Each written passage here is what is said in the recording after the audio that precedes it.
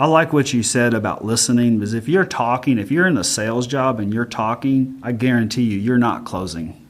The way you close, it starts with listening. And God gave us 2 ears and 1 mouth. And God had some simple math for us. He destined us, we're supposed to speak half as much as we listen. Or to restate that, you're supposed to listen twice as much as you speak. Mm-hmm.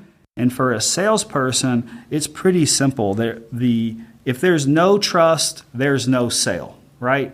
Well, if you're talking over the customer, that's not trusting. The way that a customer builds trust with you is they ask you questions and then you respond. And you try to, the goal is to be as direct with your response as possible, not to try to take them down this long rabbit trail and get back to it. And a lot of these salespeople really overcomplicate things.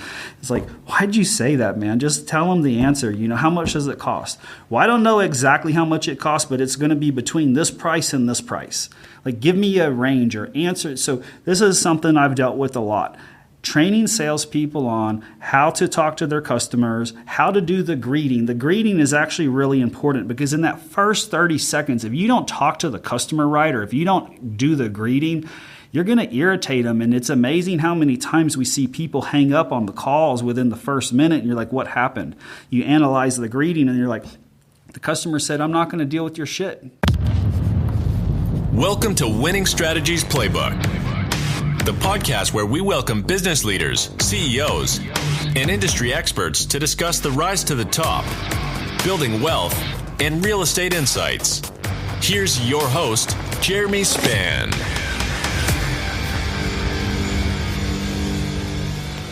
Welcome to Winning Strategies Playbook. For more information on this show, you can go to our website, myexperiencedrealtor.com. You can click on the podcast button and scroll down to this episode, other episodes, read more. And also, you can go to that homepage, click Find a Trusted Professional, and we'll be able to find you somebody that to help you out looking for real estate anywhere on the planet. Somebody that knows how to look after your interests. But go back to that podcast button, click on this episode. Fellow Marine, buddy, how are you doing? So, anyhow, Alex Fender and I met several years.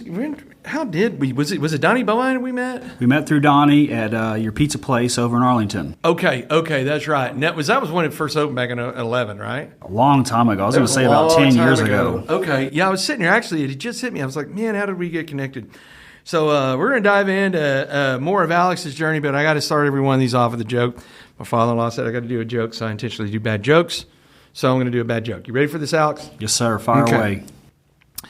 I used to think I was indecisive, but now I'm not sure. I get it. So, Alex, for the audience, tell them where you come from and how where'd you come from, where'd you grow up, and how did you get to where you are now? Yeah, sounds good. So I grew up dirt poor in Richardson, Texas. I grew up without a dad. I had a single mom. She struggled for a long time. I went to Burtner High School. I graduated on Friday. I was in Marine Corps boot camp Monday morning. I was ready to get away from being dirt poor. I didn't know the Marines were going to make me even poorer for a few more years. But that was my destiny. I had a long lineage of family members that served in the military, but I was the first Marine. My grandfather had a Silver Star in the Philippines, fighting during World War II. Had many uncles in the Air Force and Navy and Vietnam.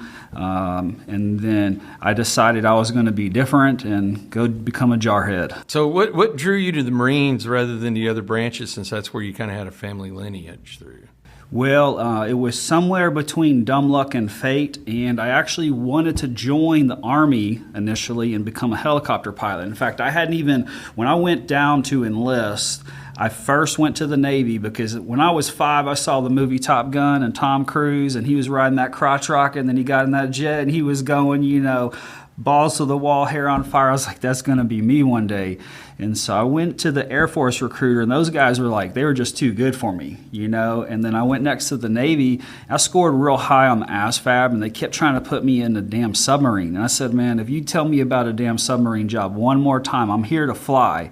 You talk to me about putting me in the ocean one more time, I'm walking out. He goes, okay. da-da-da-da-da, and then back to the sub. He's like, you're smart enough to be a nuclear engineer. It's like, I'm not here for that, so I left. So I go over to the Army recruiter, and Sergeant Parker, he said, hey, you can do this, become enlisted, go warrant officer, and then you'll be a helicopter pilot. And I was like, cool, sign me up. So a few weeks later, I come back in to sign up, and Sergeant Parker wasn't there. So I go next door to the Marine recruiter's office, and at the time, a 17-year-old kid, I didn't know anything really about the military. I just thought that they were all connected. And it was Staff Sergeant Watkins was in there at the time, Randy Watkins. You might have seen him around Dallas. He said, I said, hey, do you know where Sergeant Parker is at? And he goes, no, why? He goes, well, I'm here to enlist today. And he said, have you thought about the Marines? And I said, no. He goes, why not? And I said, because all you guys are fucking crazy. I said it to him just like that. Hashtag truth. Watkins laughed his ass off. I don't think he had too many 17-year-old kids telling me he was fucking crazy. But he said something to me really profound. He said, will you listen? I said, yeah, I'll listen. So I came in and I sat down, and he showed me the Marine recruiting video. And, they had back in the day, they had that recon sniper that had the camouflage, that real famous poster that was up on the wall. And he showed me the video, and it was talking about being the best of the best and like being elite or above the other services.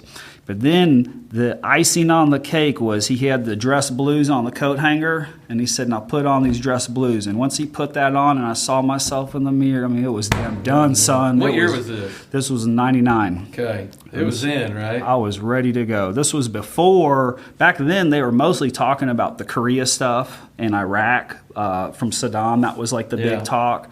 But we weren't really engaged with Iraq. It was before September 11th. So I joined as a reservist. I wanted to be a pilot. And so I joined as a reservist, went to boot camp, got out of boot camp. This was in 2000. And then I was on my way to college. I was enrolled in college. And then a year later, September 11th happens. And then within about 4 or 5 days, I think we were immediately on notice, but then they were giving us activation orders, or they were telling us, hey, you're about to go to Afghanistan. And so September 11th is really what changed my whole plan and my whole destiny. What reserve unit were you with? I was out here in Fort Worth with the Marine Wing Support Squadron 471 back when it was the Carswell Air Force Base.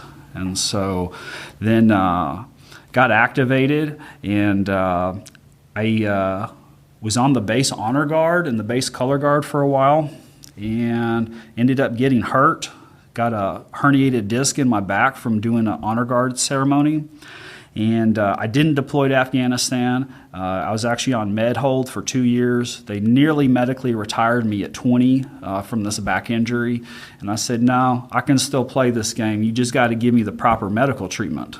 And so finally, a couple years later, I was a guinea pig for the FDA. It was prior to approval. I was a guinea pig for the Navy, and I had an artificial implant, artificial disc put in my L4, L5, so down in my lower back. Okay. And then that same day of surgery, I was walking around the hospital and like back to normal. A few weeks later, I was scuba diving. A few months later, I was returned to full duty. And then 2 years after that, I did the EOD in-doc test and passed that. So pretty rigorous things that you're doing. One of the things we had to do is wear the bomb squad suit, carry howitzer around on my shoulder, walk up one of those hills at Camp Pendleton. So I had to walk up from the bottom of the compound up the hill through the cage. That's got to be hot wearing that thing. And then after you drop, you have to safely drop the munition or safely put it down. So you couldn't just like throw it over your shoulder. You had to take it and like gently put it down. And then you had to walk back down and then have to do the fire escape. Is basically you've got blown up and you're on fire and you have to get out of the bomb suit in like 30 seconds or less. So I did all of that, and I've never had back problems since then. It's just been amazing. So did you continue on with EOD, or what happened? I got out in 2008, so I did 3 contracts. So that was, we were talking about the time from 2000 to 2004 is when I had the surgery. 2005 I got deployed to Africa, and then 2006, 2007, 2008 is when I had switched over. That's when I did the lap move and all of that. And then April of 2008 is when I decided to hang it up. So what made you decide to hang it up? Yeah, that's a good question. I was tired of all my friends getting blown up was the first and the foremost. The second thing was this was the election time, and I really thought Hillary Clinton was going to get elected, and there was just no way I was serving under that bitch. Yeah. There was just no way. And so, but after 8 years of being in and playing the game, I got up to the rank of sergeant. That was probably one of the funnest ranks there was, and it was a great time. But it was just time to start my life, and I wanted to have a family, and I was sick of moving. I moved 10 times in 8 years. I had no stability, and I was just tired of the man telling me where I had to go or where I had to be all the time. And, the government's, if you're in the military, the government is always ruining your plans, or you kind of get USMC. Used to it. So you signed the motherfucking contract. That's right, I did. You suckers missed Christmas. That's right. No, yeah. Yeah, and that's what I don't think a lot of people understand about the military, especially since I know there's a lot of opinions going out right now on Ukraine and Russia and whatnot. And you got all these people that want to sit on their couch going, we should go over there and fight. And I was like, oh, is that a fact? Maybe you should go over there and fight, right? And it kind of showed us how you feel about us on how you brought us out of Afghanistan. You want me to trust these same folks that treated us how we came out of Afghanistan to go get into another fight? Nah, I'm good, And so, but the very interesting thing, though, is I have a lot of conversations with people. I said, look, I have a choice I can make now. Plus, I am way too. I've gone from swift, silent, and deadly to slow, fat, and harmless. So nobody wants me. I'm half century old, and beat up, worn up, and everything else. So man, if you make me go back in, you run out of people. Yep. And so I'm pretty safe to be able to say whatever I want, not really worry about the risk of being drugged back into it. But I tell folks, is like, look. When you sign those papers, you sign away your freedoms. You sign away your ability and your everything, freedom, right? And you know it. Like, no, I mean, look, nobody held a gun to our head. Nobody said, "Hey, this way." This was not selected service, Vietnam. You were being told you got to go, draft cards, and all that. But it was just like, hey, look. I mean, I knew what I was getting myself into, or at least as much as I could at 17. And then, because I was 17 when I enlisted as well. Mm-hmm. But I was like, hey. I acknowledge this, right? Or the joke I usually make is, once a Marine, always a Marine, so why re-enlist? So after I was done with 6 years, I was like, yep, time to go. But no, in all reality is, and I wasn't really off the hook then because I still had my IRR time left, right? Like that's their ability. Like if something's going on, you're coming back. And I had no problem. I love my service, right? I love the people that I served with. I don't regret any of it. Love it. Glad we got other people that are willing to go do it now. Yep. But I've done my time, like you said. After a while, you're just like, I've done my time. I'm ready to move on. Right? Close that chapter and start the next one. Close the chapter and move on. And and it was really funny. I don't know if you had the same issue as I did. It was trying to re-assimilate back in civilian society because I went from mom and dad's house to the Marine Corps to, okay, here you go, right? 23, 24 years old. Like, I had never really experienced what it's like to have the freedom of a decision. Mm-hmm. Decisions have been made for me my entire life. Right. Quarter century almost. Right. And it was like, okay, well, what do I go do? And then, and so for me, I think that's where a lot of folks, that's the make or break it moment, right? Yeah. Because actually it was really funny is I was like after about 60 days, I was like, man, this civilian stuff ain't working out for me. And I went back down to MEPS, talked to the prior service guy, and I said, put me back in, coach. And I got out as a sergeant in E5, and they said, hey, we'll stick you back in as a Lance Cooley E3. And I was like, what? Nah, I ain't going to do that. Yeah. I was a corporal for 36 months before I made sergeant. Nah, I'm good. I'll go find something else. And I did the reserves for about a year, but then I got tired of driving to San Antonio, so I was like, I don't want to do this anymore. Plus, one of the gunnies that was down there, I actually knew from active duty. He'd come from my same unit, and he was down there on I-9 duty, and he just goes, look, man, if you're not going to be in it to win it, man, why are you wasting your time? And I was like, you know what, you're absolutely right. And then off to my journey of being a civilian, right? Mm-hmm. So you're in 2008, you're getting out. What are you doing in that moment of transition of like, okay, I know I don't want to do this anymore. Now this. Yeah. So I was pretty lucky. I went from one sandbox, the San Diego beach, to another sandbox, the Pensacola beach, and it was great. Okay. I got out in April, and the water was that crystal clear blue in the distant area, and I stayed my ass there. I got a medical sales job. I thought I had nailed it. This was the middle of the recession, went back in that time, and I was doing medical sales for a few months. I had actually started a business in 2005 called FH Financial. We did debt consolidation and we did some mortgages. I left that and got deployed. I gave the reins over to my partner, and so I just decided to stay in Florida for a while and take up roots there. I stayed there until like October timeframe when it got cold. The water turned from blue to brown, and I was like, it's time to go back home to Texas for a while. So I ended up quitting that medical sales job, came back to Texas, and then I ran the company for another year. And that's actually 2009 timeframe. That's when I coined the term funnel science. Because when I came back from Florida, my business partner is stroking a check for $10,000 to buy leads. And the leads cost us $50 a lead, and so he told us our close ratio, he said 50% of these leads were closing into sales. And so I look up, we had this big old sales board up there, and I was like, 10,000, how many checks? We did a couple checks this month. It was like we had 600 leads. Okay, we should be somewhere like around 300 sales for how many leads we had at that point. Well, Jeremy, our sales weren't even close to 300. I think it was like around 75 or 80. And I said to him, what's going on with these numbers? So anyways, he stroked that check. He gave it to the marketing company.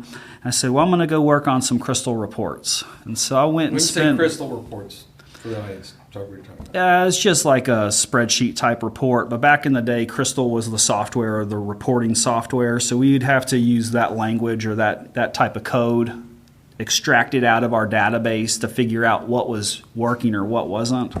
So it took me about 3 weeks to get this report. And all I'm trying to do is get a sales report. How many leads do I have? What's the source or where are they coming from? And then what's the outcome? What's the close ratio? And then the revenue. So it's a real simple report, basically 4 columns, right? So we had a list of all of the lead sources. We had how many leads, how many we closed, and then how much revenue. So I bring this report back to my business partner at the time. I slide the report across his desk. He's stroking another check for 10 grand. And I showed him what our close ratio was. And take a guess. What do you think it might have been? I mean, he had done this 8 times in a row, so we had dropped 80 grand on leads. Okay, so if he's saying 50% of 300 and you're saying there's only 75, so really he's got a 25% turn rate, right? You'd think. Right. Turned out to be a big old goose egg. Really? 0%. And we had 9 lead sources, and they were all grouped together, and he really didn't know what was closing and what wasn't. He knew he had way more leads, and he knew sales was up, but he couldn't attribute it to that one source. So week after week, he's striking this check for 10 grand, giving it over to the company, happy as pie, thinking we're growing the business. And I show him this report, and he responds back to me. He goes, well, what do we do about this? And I said, man, maybe if we apply some science to our sales funnel, we just might get a better outcome. So I coined funnel science. And so the application of scientific testing or A/B testing, you have your idea, and then let's come up with another idea, and let's run them both at the same time, and let's see which gets the better outcome. And then let's repeat that test and do a B version and a C version and a D version. The more times we repeat the test, the higher the growth rate could be. Yeah. Because we took the guess out of it. We didn't know if we had a theory. Let's test it and figure out if our idea works or not. But let's not just go willy-nilly and blind into this and not know if it works or not. Let's apply some sort of logic to our decision making. Okay, we'll do this. We'll take the risk, but we're going to measure the outcome from it, and we're going to measure and know if it works or not. And so oftentimes as humans, we think our ideas are the best ideas because we came up with them. But until you actually measure and know the outcome, you don't know how good of an idea that is or not. And then the other part was we had a bullpen of like 20 or 30 sales reps in our call center. So after I wrote the check or after we got the leads in, that was one part, just get the leads. But then the next part was, what are my sales guys doing? Or what are they following up with the leads? How are they doing a good job? Did they just tell this customer to screw off? Or, there's all kinds of scenarios. So we had a real problem. We were trying to grow the company and we thought we were doing all the things right, but there was one key flaw. You cannot manage what you do not measure. And if you measure wrong, you're going to manage wrong. Yeah. Just that's a fact of life. Yeah. And so imagine trying to cut wood and you're trying to get 6 feet tables cut and you don't have a measuring tape and you're just eyeing it and guessing it. Well, you're going to guess wrong over and over and over. And that's what we were doing over and over and over. Yeah. So after 9 months, after coming back from the Marines off of active duty, we grew the company, and the sales in January of that year were around $130,000. And in October that year, we were now at $350,000. Okay. So the funnel science idea worked. It worked really well. And at that point, my business partner and the investor in the company, they bought me out. That's about 2010 timeframe. And that's when I thought, hey, maybe funnel science, maybe there's something here with funnel science, and maybe we should look into this a little bit more. And I had quite a few of my friends that owned businesses. They saw how much we had grown and seen the success with like SEO and Google Ads and stuff like that. They said, hey, would you come consult with my business and show me what you're doing and help us out? So I did that for 3 businesses, and then in 2011 I joined an SEO company, and I did that for a year. SEO company, tell the audience what that means.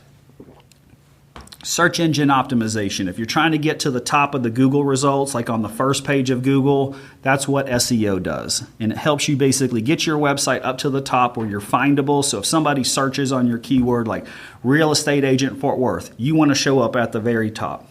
That's what SEO does as a practice, or in theory, that's what SEO can accomplish. Yeah. And so the Google Ads, those are the first 4 listings at the top. Then you have the Google Maps, and then those are the 10 organic, what they call free listings.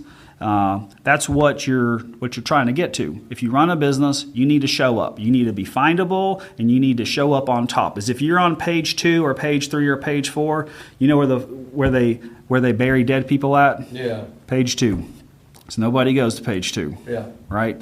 So you basically need to be on the first page of the business, of the results. So we got there with FH Financial. We grew sales. We were a national company. Things were going great. But I was done with that. I was done with the debt and credit industry. And I was pretty much done with my business partner as well. I was tired of him screwing me, and we were just having some issues. So walked away from that. And then I had been working at this SEO company for about 6 or 9 months, and this customer called me up, Tina Brandon. She goes, Alex, you're so much effing better than these guys. What are you doing here? And then she said, I'm canceling. As soon as you start your company, I will hire you. So she became my first client. I quit later that week. It was the summer of June of 11, and that's when I started Funnel Science.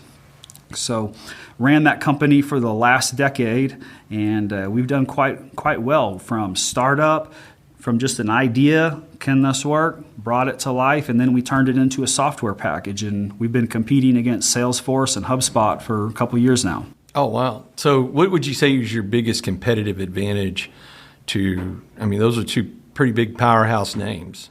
Yeah.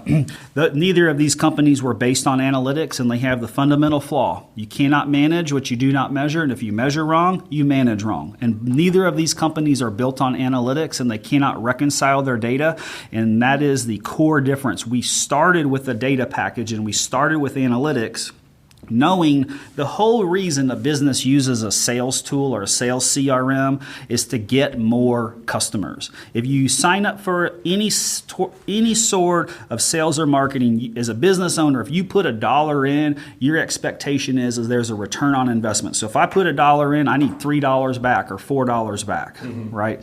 And so these companies, they don't measure that. And so you have to go to some reporting package like Crystal Reports or something. It becomes quite expensive just to get a basic answer. What's my ROI? Because it's not built in. What's my close ratio? It's not built in. What's my lead quality or my source, and being able to know like cost per acquisition, cost per customer, cost per lead.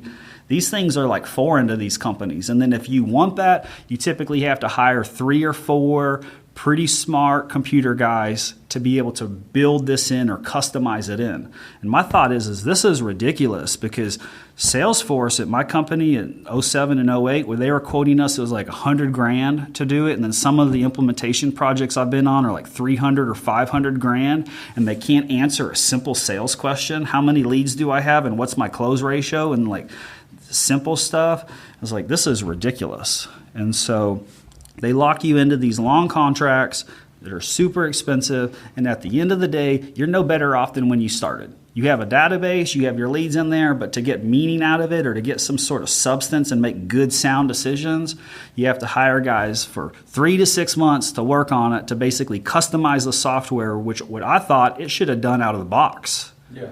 And it doesn't. So I would say we're just a fly on the hippo's ass compared to Salesforce. Their market cap, the last time I looked it up, was like $40 billion. So we're not even $1 billion company. But when we go head to head, if they're on Salesforce and then they see our software, we do one call closes, because they are ready to switch. The cost is significantly different, and then ours has a complete sales package out of the box ready to go. Talk about that sales package. Well, we track the full funnel. So going back to this concept, you cannot manage what you do not measure. And if you measure wrong, you manage wrong. Most businesses have holes in their funnel.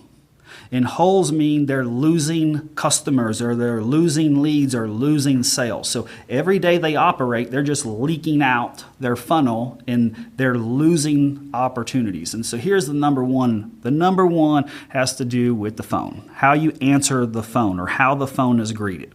Most businesses greet the customer with an automated machine, not a live person. So when you pick up the phone and you call me, do you expect to talk to my machine, or do you expect to talk to Alex?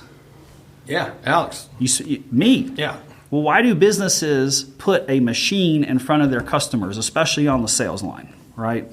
So our sales software tracks the click, it tracks the phone call, it records the phone call, it transcribes the phone call, it sends you the phone call if you need it, it automatically puts it in the lead record. These are all things that are real important, because salespeople hate typing in notes to a CRM. They hate doing it, right? And then they hate duplicate entry. And so if somebody calls in as a business owner, I just paid for that phone call. I don't want to waste my sales guy's time with all of this minutia. Just close the damn deal, but document the notes and update the CRM. That's what most people think. Well, it becomes quite a task. If you have 10 leads in a day, that doesn't sound like a lot, but 10 leads in a day, if you spend 15 minutes on each one of those in a phone call, and then you document your notes after that, at the end of the day, you're going to be freaking exhausted. And then by the time you got to like your 7th or 8th lead, you're not going to really remember what you talked about on the 2nd or 3rd call, right? And so we set out to solve a couple of problems. First off, measure correctly. And then second off, don't waste your salespeople's time. These are your key assets. They're supposed to be on the phone closing. Don't make them spend so much time in the administrative function, which you didn't hire them to do in the first place. You hired them because they have good people skills or good speaking skills, or they have the ability to show people what they need and answer their questions. They're not hired for administrative tasks. So out of the box, Funnel Science comes with call tracking, call recording, call transcription, and sentiment analysis. These are 4 different tools that are built in ours. Neither Salesforce or HubSpot do this out of the box. You have to sign up with another vendor and then integrate it into the tool. Then you have to build the reports, and then you have to make sure the reports work. And so it's like, good grief, what kind of sales tool is this? This becomes a basic function. So it's the same thing. If you get a message, a web form, or somebody does them like an online appointment request, same thing. Most websites just send you an email, and then your salesperson gets it, and then they have to type in the name and type in the email and type in the phone number and all of this stuff. It's like, that's ridiculous. Just put it automatically in there. Well, as soon as the salesperson does the data entry, I guarantee you are losing business. Yeah. That is the hole in the funnel. As soon as the machine picks up the phone, you've got about 30 seconds. If you don't get an agent on the phone in 30 seconds, your abandonment rate starts going higher and higher and higher. If you put the caller on hold for a minute or 2 minutes, they're like, good grief, I'm out of here. They hit the back button, they go back to Google. If you're number one, they go to number two, they call your competitor, and you lost that customer and it's gone. So funnel science was designed to first identify the holes in your funnel and then tell you as the business owner or the manager, here's your strong, here's where you're strong, here's where you're weak, here's where you're losing them. And I know where you're losing your customers, you first have to identify. If you know where you're losing them, then you can go and do something about fixing it. But if you have no idea where you're losing them from, you can't manage what you don't measure. If you measure wrong, you manage wrong. Yeah. So the people are saying my marketing's messed up or my SEO's messed up or this and that. No, the problem is you're not answering your phone, and then oftentimes they transfer the call to a receptionist or somebody that just doesn't care. She's got 50 other things going on, and you're just another distraction to her day. Then she puts you back on hold, transfer to the sales guy that isn't there because he's on break or talking to Susie Q, and the customer just hangs up. So it's really funny about this is I have a lot of people go, man, how'd you get to number one, blah, blah, blah, and I'm like, yeah, there's some science behind it. There's some processes, procedures. I said, but if you want to be successful in real estate, you can do 99 things wrong as long as you do this one thing right. And people go, what is that? And I'm like, answer your phone. You lose 100% of leads you don't respond to. Yeah. Right? 100%. 100%. And you're rarely going to get them back. You might get them back on an email campaign. Yeah, but once that ship is sold, that ship is sailed. Right? When they're ready to call and they pick up the phone and they're motivated, like, I'm ready to talk to you. What they have done in their head is they've already done the research. They've already surveyed who else is out there. And they said, I pick you. Yeah. And they're giving you the opportunity to lose their business. Yep. And this is something that I have dealt with for years and years. When I started Funnel Science, I didn't want to be in the call tracking business, but I kept noticing over and over and over, we're bringing you the business and you're not closing it, and then you come back to me asking me why you don't get more sales.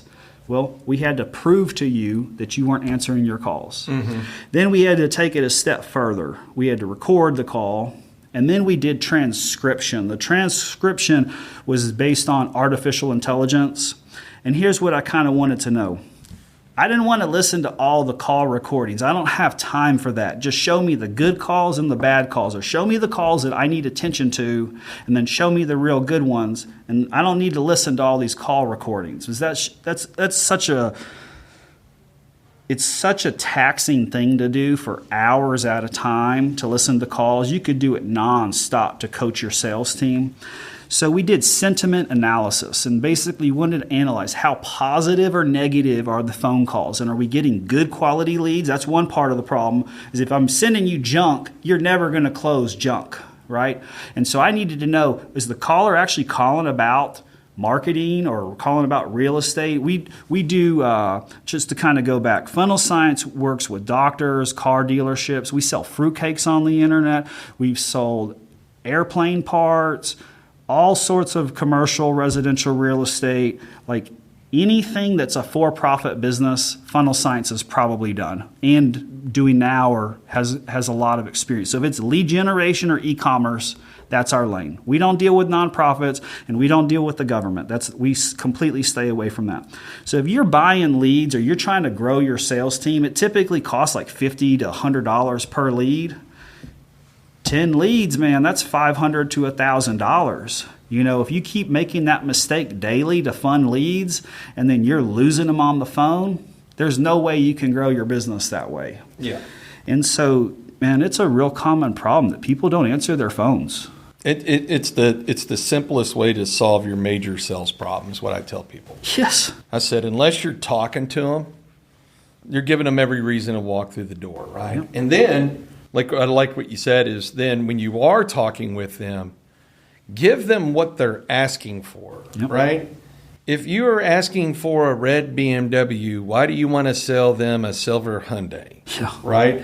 And so and the only way to find out what it is they're looking for is you have to ask questions and then listen, right? Then you can determine, okay, we're a potential fit to work together, or if not, which is how we grew ourselves to be the number one referral of business outside of us that actually closed. It was actually, yeah, that's in our wheelhouse, but I'm not sure we'll be a fit. I think this other team might be a fit for you. Or more importantly, it was like, oh, well, you were calling. Well, I mean, you heard how I did my introduction, right? Like, hey, just go on here, click. Oh, wow. So your aunt, turns out she needs to sell her house in Denver. Hold on, I can get you connected. You know, there was something. So you're listening, right? Then you're determining the fit. And then once we have the fit, right, so far, that's when we put them in the process, right? And the process is meant to do a couple of things for us. One, weed out the people that have made it this far that we're probably not going to want to work with each other, or them to us, us to them, maybe them and us together don't want to work with each other. But it's also we're training them our process, right? Yeah. We are showing the client, as we have a saying, we provide, you decide. We're going to control the process. It's your money. You decide if you're going to pull the trigger or not, right? And then as we get them through that process, that's when that's when I call maybe coming out the other side of the funnel where it opens up, right? And they're like, whoa, look at all this value I'm getting. I mean, I've got the top-notch team full of lawyers and MBAs, in an industry where all you got to do is just go down and get a real estate license, right? You don't have major certifications, anything to go get the license, take the classes, take the test, get the license. Yep. And so then that's when we've got people, right? And and they've been very pleased with that. And the thing is what we also did is we made it very simple. Yeah. People try to complicate things all the time. Like when somebody's trying to complicate something, like if one of my people are like, man, this seems complicated, I said, that's because your client right now is trying to complicate this and you're allowing them to complicate it. Remind them how simple it is to follow our process. And they chose us because we're doing it our way. If they want to do it their way, that's a different type of agent. Yep. Right? And you can't, and it goes back to what we're saying. Why would you take someone if our methodology is we only bring on people that are going to follow our way, then why would you disrupt the system by bringing in someone that you in fact know wants to do it their way, not your way, right? And you run into those things. Yeah. I like what you said about listening, because if you're in a sales job and you're talking, I guarantee you're not closing.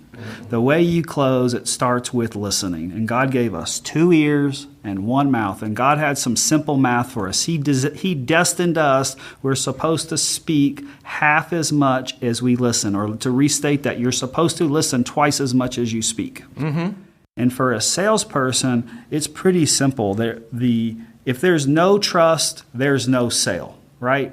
Well, if you're talking over the customer, that's not trusting. The way that a customer builds trust with you is they ask you questions and then you respond. And you try to, the goal is to be as direct with your response as possible, not to try to take them down this long rabbit trail and get back to it. And a lot of these salespeople really overcomplicate things. It's like, why'd you say that, man? Just tell them the answer. How much does it cost? Well, I don't know exactly how much it costs, but it's going to be between this price and this price. Like, give me a range or answer. So this is something I've dealt with a lot. Training salespeople on how to talk to their customers, how to do the greeting. The greeting is actually really important because in that first 30 seconds, if you don't talk to the customer right, or if you don't do the greeting, you're going to irritate them. And it's amazing how many times we see people hang up on the calls within the first minute. And you're like, what happened? You analyze the greeting and you're like, the customer said, I'm not going to deal with your shit. I heard the tone in your voice, or I heard you're distracted. I don't have time for you. And there's too many other options for me to have to deal with you. So I'm going to hit the back button, go back to Google, find the next best one, and then call them. And then that's how it works. And so salespeople always think they're really good closers. And this is something I've seen time and time again. You can't manage what you don't measure. You ask a salesperson, what's their close ratio? Oh, it's 50%. Or oh, it's 70%. Well, show that to me. Prove it to me. Here's how you prove it to me. Give me a list of your current leads and show me your current sales. And let's just do some simple math. Or let's do it even better. Give me your last 90 days leads, or last 180 days leads, or last year's leads. And let's do the math 4 times. So current month, last quarter, half year, full year. Let's measure your close rate. The salespeople are never right. The only ones that are right are the ones that have the data. They're measuring, they know how important it is to measure, and they're genuinely trying to increase their batting average or their close ratio. And so you see off-the-cuff salespeople, ask them, what's your close ratio? The normal response is like 50%, 60%. This is what I see. In reality, it's around like 15% or maybe 20% for really good ones. And so it's an accountability system. And after spending 80 grand a month on Google Ads month after month after month to fuel leads to my sales team, and then hearing nonsense like, why didn't you update the CRM? Why didn't you send this contract? This is another one where people have holes in their funnel. Customer says, yep, I'm ready to sign. Send me the paperwork. And then all they get back is a dead response because the salesperson, for some reason, forgot to send them the fucking contract or send them the invoice to pay. And so when so at the top of the funnel, you're just trying to get the greeting right and get them to answer the phone. But when you're down at the bottom of the funnel and in the sales cycle, it's a little bit, there should be more skin in the game at this point because the customer is more involved. You spent more business cost and overhead to get them there. And then now you don't want to send them the contract. And then here's the deal, man. If you're the manager, the owner, and you're coming to me as the marketing consultant saying, why don't I have more sales? Well, I need to have a good reason for you. Because 10% of your leads you got to this stage, but you didn't send out the contract on. So if you want to close more business, just send these leads the contract. So that created a whole nother can of worms on the quality control side of this. Well, it's really funny to interrupt you for a second because the reason I was jacking with my phone and then I realized he was in a meeting is I was going to call one of my folks just to get him on speaker real quick to say, what business are we not in? And I guarantee his answer would be the convincing business. Don't be in the convincing business. Customers sell themselves. They'll call you, and if you have some intelligent questions, they will tell you exactly what they're looking for. And then, again, you listen, and then they'll close themselves and just answer their questions. Hell, it's amazing what you can find out on a deal whenever you're dealing with an agent on the other side and you ask questions. I would never answer 95% of the questions I ask of the other side. I mean, it's funny. People go, how did you find that out? And I was like, I asked them. Yep. And they told me. Yep. Right? Yep.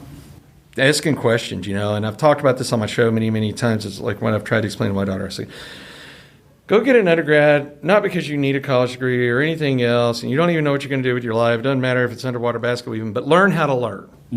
And then, as you get a little bit older and you kind of figure out what path you want to go down, then go get a graduate degree in that, per se, whichever, because that's where you're going to learn to ask the right questions. Learn how to learn so that when you ask the right questions and you receive information, now you can go run it down. Right? And so it sounds like that's what you've made the science to be able to do here is to be able to funnel it down. Yeah, exactly right. And then identify where the bottleneck is or where the hole is in the funnel, and then find a way to plug it or change it. Or if you don't know what to do, come up with 3 or 4 ideas and test all 3 or 4 of them, measure the outcome, whichever gets the best result, run with that one. Okay. And so that's what we did. And then so once you clog all the holes in your funnel or plug them up, that's when you can grow the business. But if you only have one funnel running, you're all leveraged on that one funnel. Well, I see a lot of businesses go all in on Google or all in on Facebook, and then Google changes the algorithm, and all of a sudden their lead sources are gone. So you can't be depending on one funnel. You really need 4 to 7 funnels on all times, regularly producing. When you get to 4, you're really stable. When you get, the more you have, the more growth you have. But at some point, you could have too many leads coming in, and then you're losing business because you have too many leads to follow up with, and then you're not closing anymore because you have all these extra leads. So this is another problem that we see. People get to a point where they're in that growth stage, but they don't have the systems or the processes in place to ensure that they execute a simple process, because nobody wants to go through a pain-in-the-ass sales process. Nobody has time. This is another thing that's real common with doctor's offices. You ever called up a doctor's office and scheduled an appointment as a new patient, and then they send you an email with like 10 forms to fill out, and they say something like, don't come in until you fill out all this paperwork? That's the number one way to kill a sale. isn't that your job? Aren't you the patient intake? Like, I have to fill it out, and then you're going to ask me these same questions again when I come in? So with our doctor's offices, we typically have to get them to take this step out of the way and make it easy for the patient to schedule an appointment, not difficult with all these forms to fill out, make it as streamlined and simple as possible. If you don't do that, they're going to go to somewhere else that will do that. There's a few exceptions with this.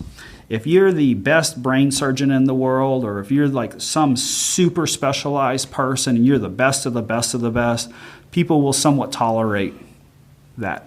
But for average Joe business owner, there's other options. If you make me fill out this long form, I'm just not going to do it. I'm just not going to come in. Mm-hmm. And so when we take that one step out of the doctor's office's funnel, it's amazing how many more sales they get. Yeah. And so really, what do you need to know to schedule an appointment? Are you in the area? Can you come to the appointment? Do we treat this? Do you have insurance? Or are you going to cash pay? Everything else doesn't really matter, you know?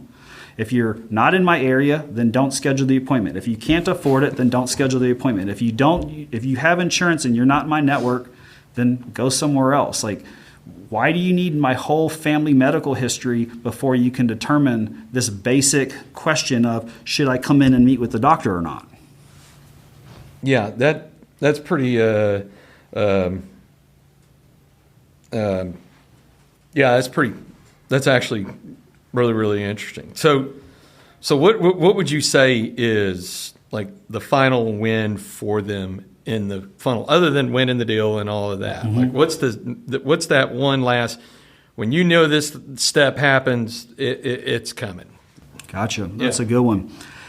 When you can get to the step where your sales becomes predictable and you can forecast into the future, so you're doing work today and you know your current performance today, and you can anticipate into the future or predict in the future, like 3 or 6 months down the line, where your sales target's going to be and if you're hitting your sales target or not. When you get to that point where you have predictive analytics, you've won the game. Yeah. Until you have predictive analytics, you're still trying to figure things out. In grad school, they taught us there's basically 6 levels of data collection. Level 0 means you're collecting no data, okay? And then level 5 is when you're at predictive analytics. So predictive analytics means that you're able to have the data, you can come up with a theory, you can test your theory, and then you can apply a predictive model to it to validate if this is going to happen or not. So this is kind of where I got in life. I got sick of doing the sales funnels. I've told over 1,000 businesses you need to answer your phone. I never set out to solve that problem. And I actually got sick of running the sales funnels. We've done it for over a decade, and when COVID hit, it completely changed my business. We lost all of our restaurants, we lost all of our daycares, all of our travel business. We were dealing with half the country was in like 50% mode. Some of the country was completely shut down. And I came up with this idea. I said, could we set up a sales funnel that had no customers? I didn't want to deal with anybody. I didn't want to deal with the buyer or a seller anymore. We could set up a sales funnel that we could just turn on and make revenue, make money for us, but we didn't have to talk to anybody. What would that funnel look like? And so we came up with a crypto trade bot where we're executing electronic trades algorithmically with a predictive algorithm, and we're predicting if the trade is going to be profitable or not. So if you can predict and know what you're doing is going to win or not, you go, well, if I have an 80% chance that this trade is going to win, would you take that bet? Yeah, I'm going to take that bet. So predicting or using data to predict the future, if you can get to that point in your business, you've won. And then when somebody's going to come and try to buy you out, they're going to give you a big time multiple. Big time. How's that working out so far? We have 4 bots on. We started last March 10th. We presently have 4 bots on. March 10th of 21? 21. So we're just over a year. Okay. We're 13 months into this project. We went from knowing nothing about this to building the full software, and we have 4 bots on that have higher than an 80% accuracy. We have 1 bot on that has about a 30% accuracy. Now, when you say bot for the audience, what do you mean by bot? It's a computer program that runs on its own. Once we turn it on, it just runs and executes the program or executes the algorithm over and over. So it doesn't require any human intervention, no human monitoring. It's just a bot that runs and does whatever you tell it to do. So you could have a bot like auto replies on your emails. You can have auto reply or drips. These are driven by a computer. Those are kind of like a fractional bot, a bot with just the rules, follow a series of rules. Then you can have bots with brains in them where they can think on their own, or kind of they can think within the conditions that you set them up for. And so that's what we did. And I've been doing funnel science for a decade, and I said, you know what? Crypto's been around for a decade at this point. It really seems to take off, but we're really early in the adoption of this. Not that many people have Bitcoin or Ethereum that they're holding. What about you? Are you holding any crypto? I'm not very educated in it, so yeah. I stay away from things I'm not educated in. I hire other people that are educated in it. It's kind of like when somebody goes, hey, did you do any online day trading or any of that? And I was like, no, I pay a guy to do all that for me. Yep. Right? Just like in my arena in real estate, you come to me because I'm the best there is, but you're not going to come to me to ask me where you should go buy your car. Yeah. Right? I'll send you someone who I think knows a lot about cars, maybe Kim McLucas, who's a retired master sergeant over there at D&M Auto Leasing. Hey, Kenneth, you listening right now? That was an easy plug for you. But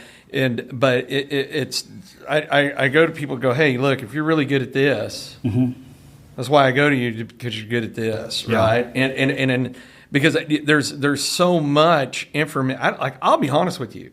This is why this is kind of fascinating that we're bringing up the topic on crypto, is because I don't understand. Like when I hear mining for cryptos, I don't understand what that means. Okay, I'll tell you. Okay, tell me what that means. Yeah, we did mining for a while. It's basically you turn on a computer, you plug it into the wall, you plug it into the internet, and then you download the software.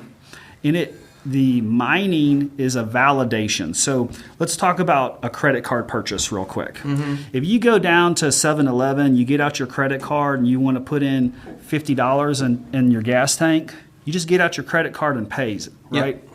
Well, who knows that that's your transaction? You're using a plastic card and you're putting it into a machine. Well, how does that money come out of your bank account and then go into 7-Eleven's?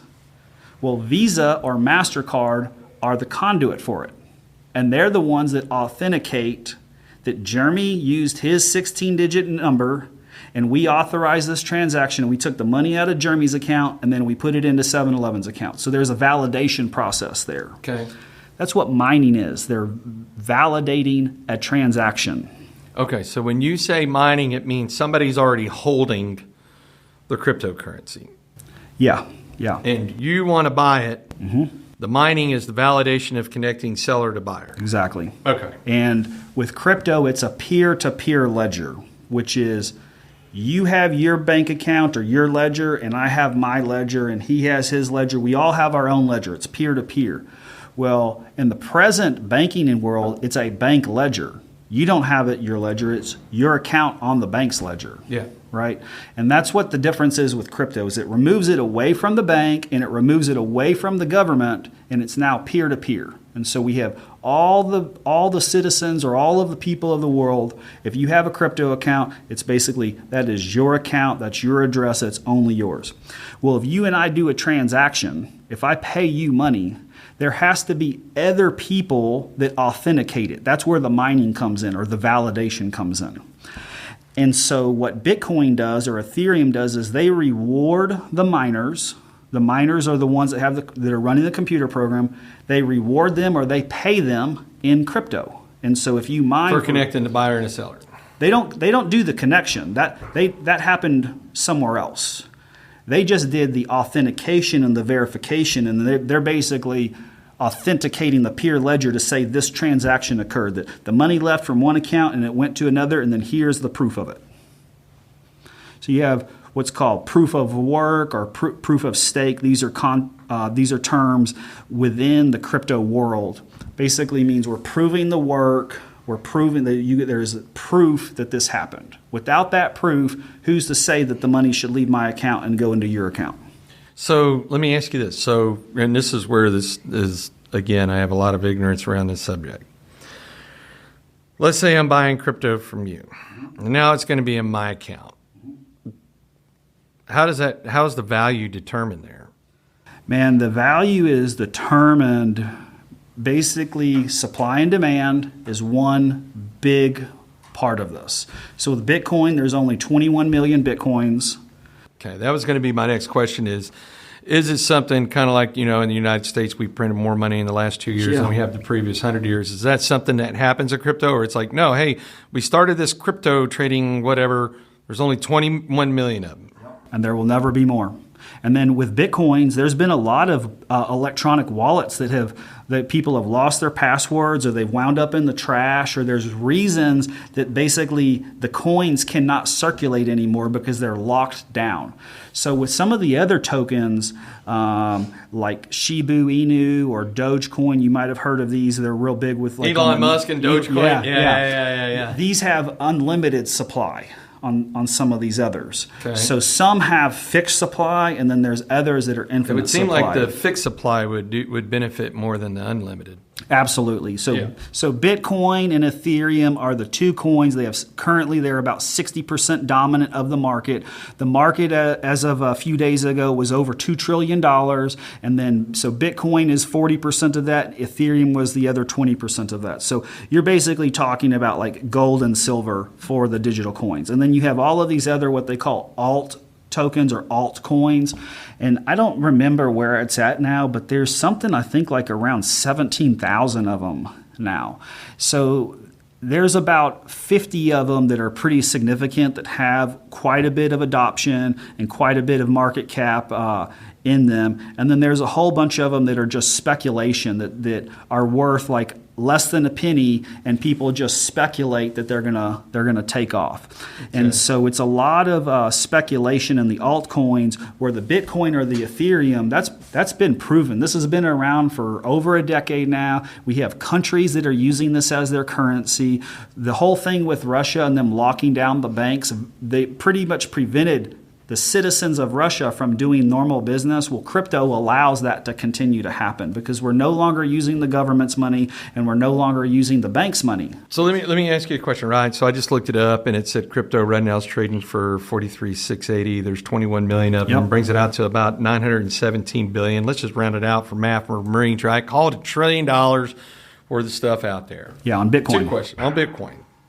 So in other words, if I buy one of your Bitcoin from you, I am giving you $43,680. Yeah.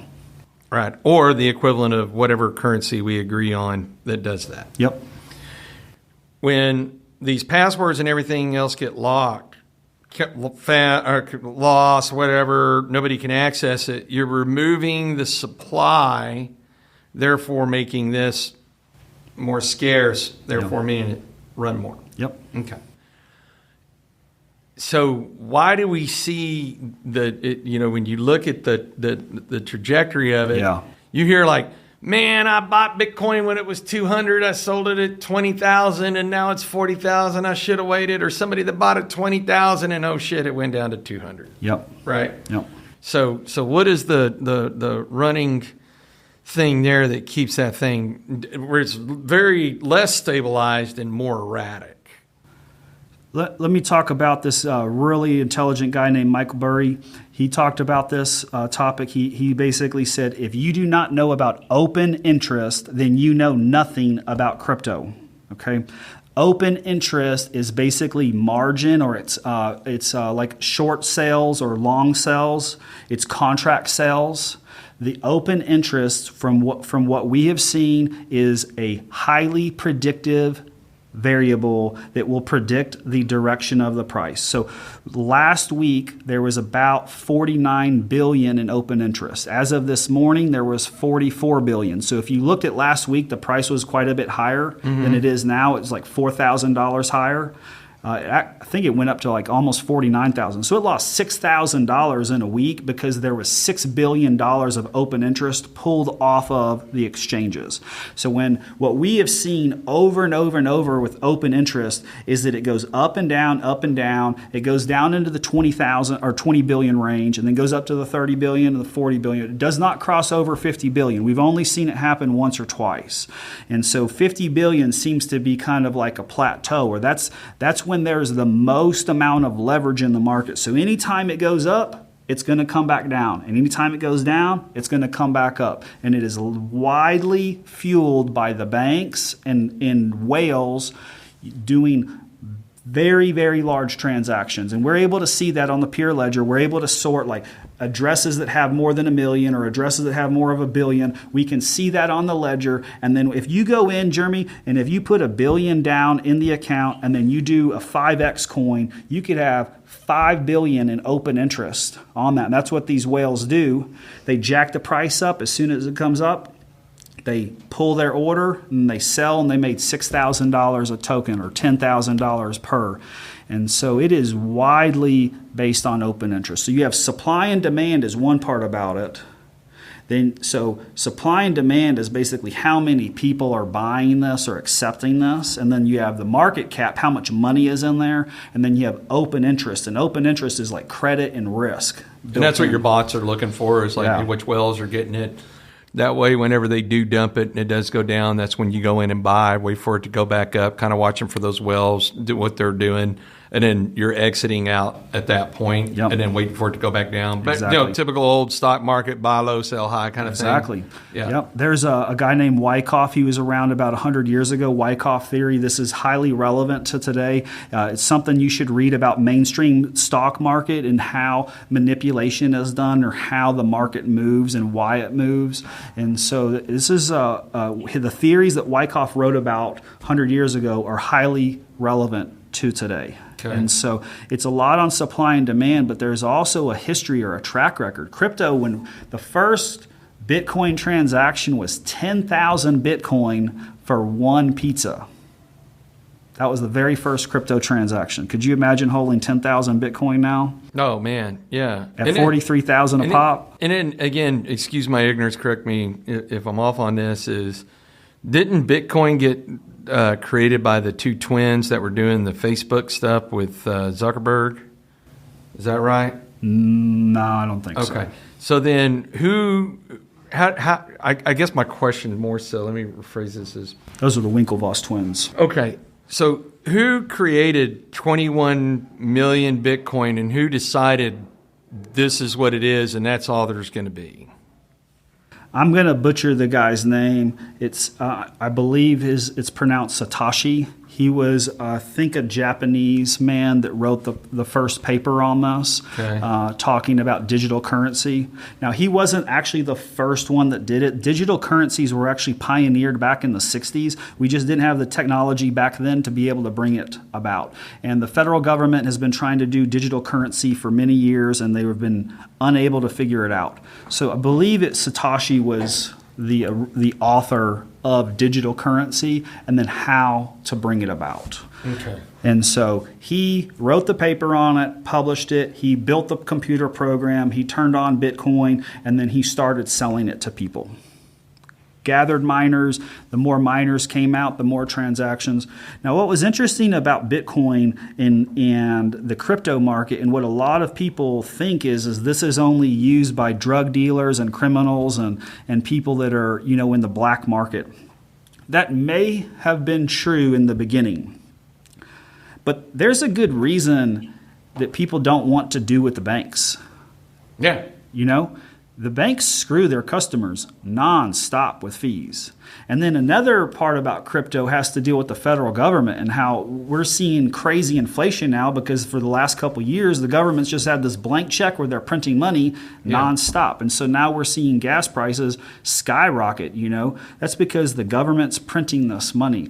Well, as citizens, we should have some say, like they shouldn't be able to just devalue our currency overnight. And that's where crypto comes in, is it takes the authority away from the bank and it takes it away from the government, and it's now peer-to-peer, and we say what it's worth. So let's go back to this mining question, only because I'm now it's starting to come a little more full circle for me to understand. You're the seller, I'm the buyer. Mm-hmm. The mining is the validation of the transaction between you and I. Yeah. Okay. So when you hear someone saying mining, they are the third-party verification of this moving from you to me. Yeah. Is essentially what mining is. Yeah. Okay. And in doing the mining, that's done by a computer, not actually a person. Correct. So when you hear of these enormous data centers, Yep. of all these computers, is that because you need a computer per mining token or mining transaction, or why do you need these big data centers? Does that make You sense? only need one computer Okay. to start mining. Okay. The reason why is because it's so lucrative, it's so effective. You don't have to pay humans. Your overhead is basically your electricity cost. It's the upfront cost to buy the asset. You buy the computer, and then you get the software program for free, and then you turn it on. Well, it's very lucrative to do mining because it runs 24/7 and it never stops unless the internet goes out or the power goes out. So, Jeremy, what business can you be in that can run 24/7 with no humans involved and it's always making money? Like, what other business is out there that does that? I'm going to do another math for Marines equation here, right?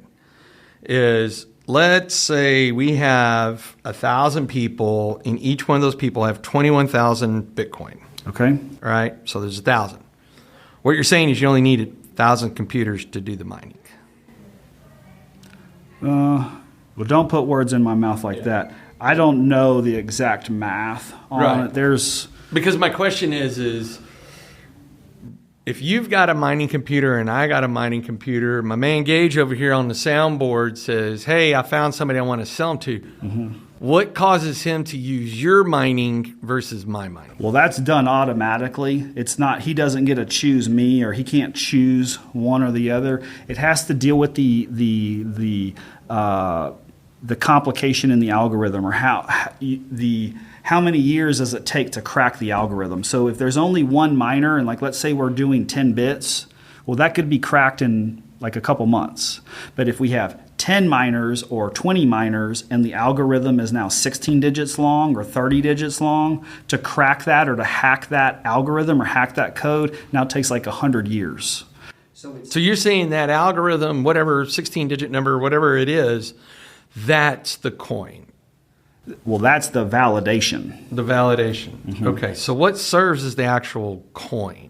It's just like in your bank account. If you log in and look at your bank account and you see how many dollars are in there, that's how many dollars are assigned to you. It's in your bank account. You don't physically have them. They're in the bank. Okay. It's just like in my exchange. I have, let's say, So help me out with this, right? So you're smiling. Do you know what he's talking about? Okay. So I'm clearly the knuckle dragger here, right? Because I'm fascinated by this, but I'm trying to understand this. Mm-hmm. So the mining is the validation. Mm-hmm. So what if my man Gage is over here selling to me and we need a validation? Mm-hmm. Why is that complicated? Well, because you don't want it to get hacked. You don't want to lose your money. Okay. And so hacking's a big deal. So we have to encrypt it and authenticate it. And then once that hash has been set. So the mine is hey, we're going to decrypt what that is and re-encrypt it and then move it over here. And then he feels safe because he got his money in. I got my new coin. And then it's on the peer ledger. Okay. Peer ledger. You're never going to say I'm that bright again, are you, Gage? So this is fine. So all right. So you've built these 4 bots that are out there mining, right? Or no, predictive trading, right? They're looking at high and low, but you're not in the mining yourself. We started in the mining. We sold our mining machines because we knew we could make more money in trading. So when we got to that point, So how much does a mining person make? I mean, depends on how many machines you have, but we were making on one machine between $500 and $1,500 a month, just plugging it into the wall and doing nothing. Interesting. Okay. I'm going to stop there because my brain is, you probably see smoke coming out of my ears because I've wanted to understand this for a long time. You can hear Gage over here laughing. And And not to mention, this is like the next to the last episode that we're recording after 4 days of recording straight. So my brain's already gone down a little bit of mush. So if I even try to remotely ask a somewhat sophisticated, somewhat intelligent question, whatever your response is, even if it's delivered in the Jeff Foxworthy, are you smarter than a fifth grader level, I probably still wouldn't comprehend it. So going from funnel science, evolving that to trade for you, right? Is that a platform that I go, hey, Alex, I want to get into this trading. You're like, okay, yeah, we'll build you a bot and you pay us to have a bot, or y'all just sticking solely to yourselves? You're like, we don't need any more customers, don't need any more. Does that question make sense? It's a great question. Yeah. It's been asked a few times. Yeah. We don't want any more customers. I don't want your headache. But if you want to buy a bot, we'll sell you a bot. You just have to get established on the exchange. Give me the key. I set it up for you. It's one and done. You don't have to mess with it. I don't have to mess with it. How much is it? Minimum investment's $10,000. You're paying us $1,000 for the robot.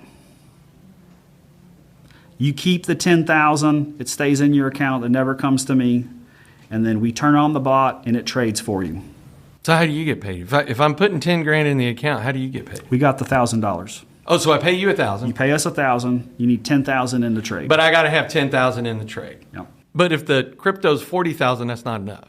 Well, on Ethereum, it's like $3,000 right now. So 10 grand would be like 3.3 Ethereum. Oh, so that goes back to you were talking what about you were saying Bitcoin earlier on the open interest. Mm-hmm. Yeah, Casey. Hey, you can stop laughing. Like, the most introverted person in the world over here never says a word. He's literally falling. Your headphones almost fell off. You're laughing so hard over here.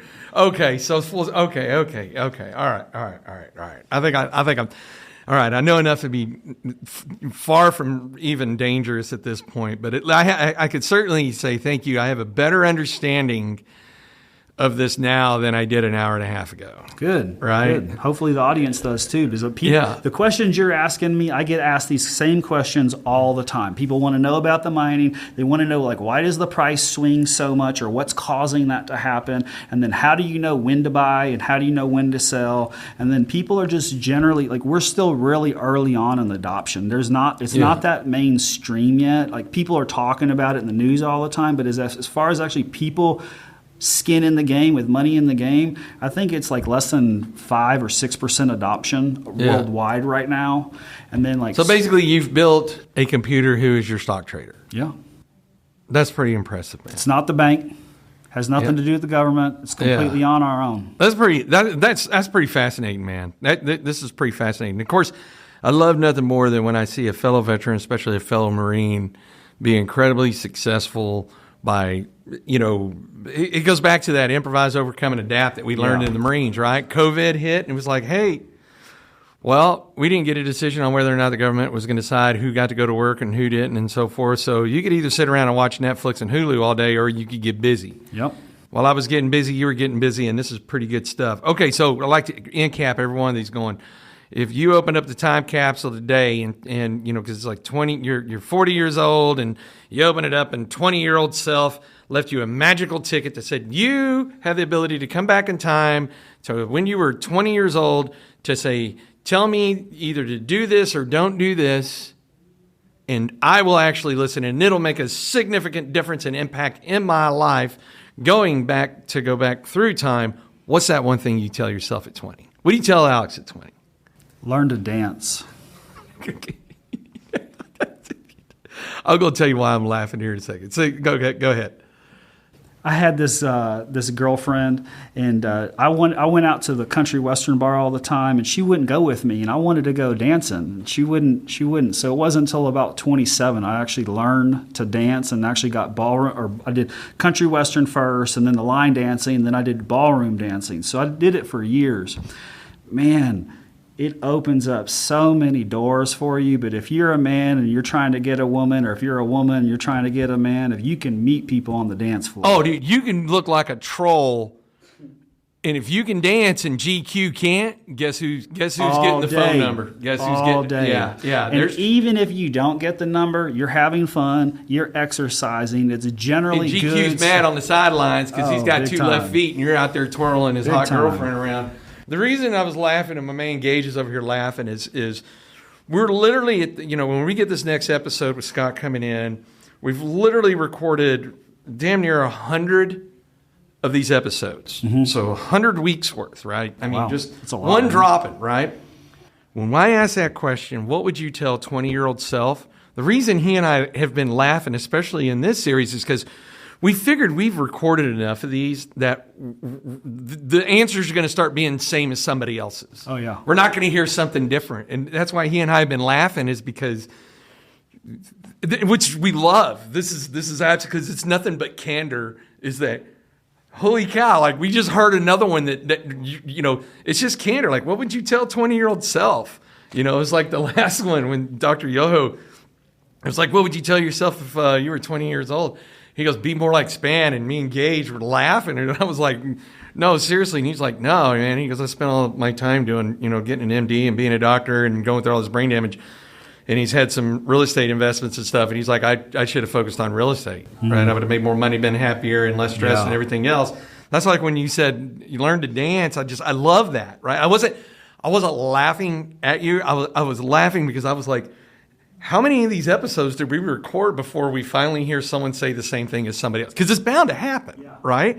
And that's why it's just been exciting. We make it to, I'm going to put Scott on the hot seat, be like, man, you better listen to every one of these and come up with something different, because I want to be able to say that we've recorded for 2 years and never had the same answer. That's a great question, by the way. It really is, I mean, and it's kind of funny, is I think that answer can sometimes change, right? Depending on where you are in the moment. Definitely. And I had somebody ask me, I think it was early on in the episodes, and they said, if you could go back, what would you tell yourself? I was like, not treat my body like a septic tank, and just take better care of myself, thinking that, I'm not made of Teflon, and one day I will be a half a century old, or as my daughter reminded me a few weeks ago on my birthday when she flew in, that I was closer to death than birth.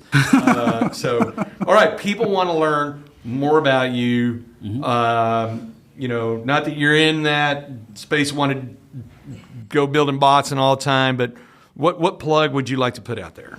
You can learn more about me, alexfender.com or funnelscience.com. I'm really passionate about 60s model Mustangs, so if you ever want to talk about Mustangs or hot rods or Marines or crypto or sales funnels, Eleanor, give me a jingle. Remember that movie? Oh, I love that car. Gone in 60 seconds. Oh, man. Gone in That's 60 people's seconds. dream car. I actually got an Eleanor from San Jose, California just a few months ago, back in at the end of the fall, for $40,000. I could not believe it on an eBay auction. Wow. So I think I'm going to sell this car for around $175 to $200 here. That doesn't suck. Wow, that's a win. Okay, so if you were driving down the road and you didn't have a chance to be able to write down all that information, as always, you can go to our website, myexperiencedrealtor.com.